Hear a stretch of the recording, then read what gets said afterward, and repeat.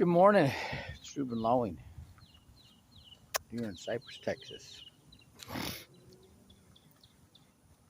It's Wednesday morning, and I got and read my scriptures this morning, and the verse that stood out to me was Proverbs 31, verse 8. Open your mouth for the mute and for all those who are destitute. And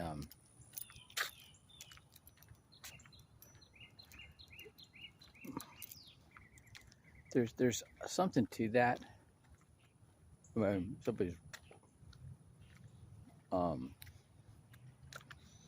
they can't speak for themselves. Nothing they can do. There ain't nothing they can do to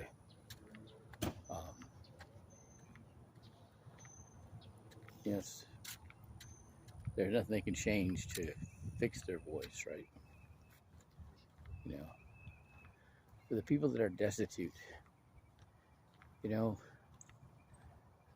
a lot of times, and I see this all the time, every day, right?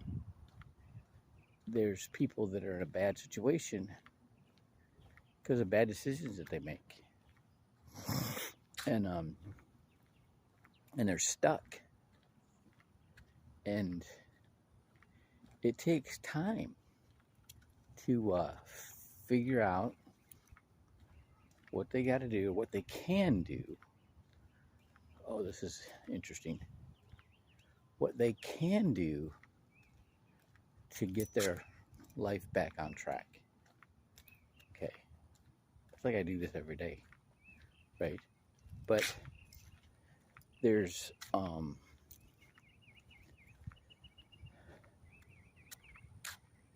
if they're willing to do it, that's the ticket. Okay. And they'll be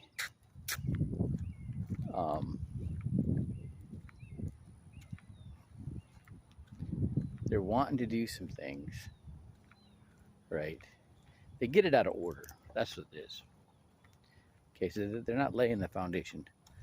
My pastor in Far Texas, I love his story. So his father was the pastor that got all the broadcast licenses, the FCC licenses. Okay, and so what his job was, right out of high school, was setting up these broadcast stations. Like everybody you've ever seen, televangelists, the TBN people, the Benny Hinn, T.D. Jakes, Joyce Meyer, Joel Osteen. He set up all their broadcast stations, and a whole bunch more, right, all across the country, and into Mexico, in the Caribbean, and everywhere, right? And he just worked and he saved, You know, he paid his bills. He, bought the groceries. Paid his rent, paid his tithe, and then socked the rest of his money into a valuable universal life contract. And then he did it because he had $1 million policy. He did it because he wanted, if something happened to him, he wanted his family to be taken care of, right? His wife and his kid.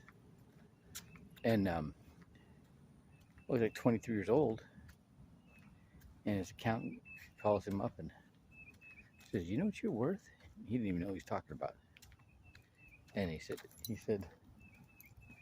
he's worth $1.3 million at like 23 years old. And he started a business.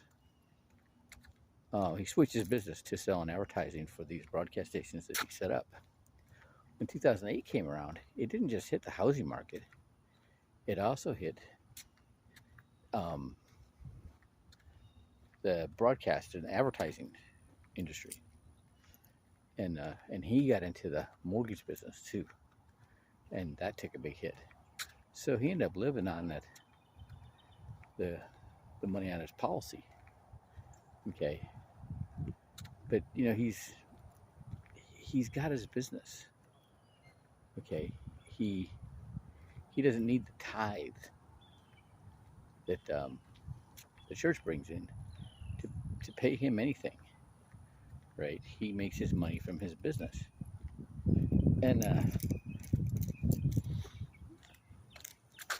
so then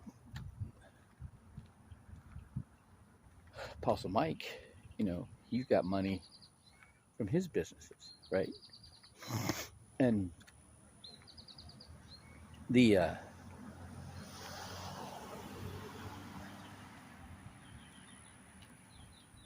I sit down with so many people, and I see that they're just getting restarted, right? They're just getting things going on, and they don't have funds set aside. They don't have a source of income, And so what they're getting here is, real basic labor jobs, and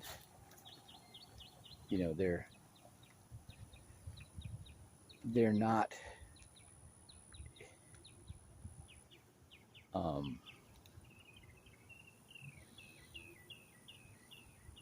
they're not established, okay, which is making it, they're not really doing the things that either they were trained to do or get experience doing back from wherever they came from.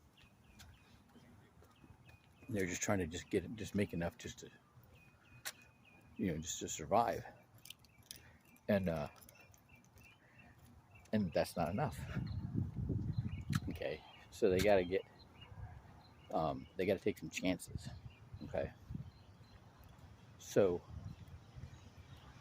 but they're not that's what they're not doing. Okay, so they're going to be in a tough spot, and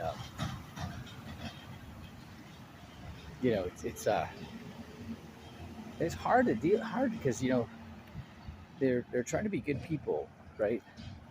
And they don't want to take too much risk, but they got to do something.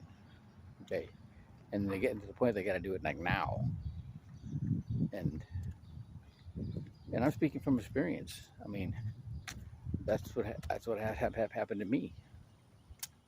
I noticed that a lot of people, when they get in their late 30s, early 40s, that's when they start realizing, ooh, I gotta take care of myself better.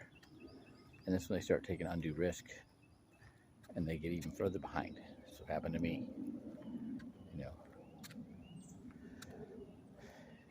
And that's what I got out of the scripture this morning.